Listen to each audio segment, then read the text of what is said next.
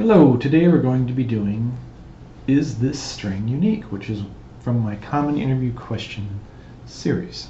So this is a fairly straightforward problem. You can do it in one line of code. Basically we want to see if the characters in this string are in fact unique. So in this case we'll return false because there's several I's and repeating letters. So all we really need to do here is return the input value distinct. This is very similar to the SQL distinct, where it's just unique values. And then we're just going to get the count of those. And if that equals the input length, well then we have a distinct string.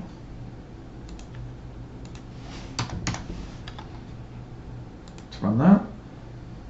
And as you can see, this string is not unique. So that's it. Thanks for watching. We'll see you next time.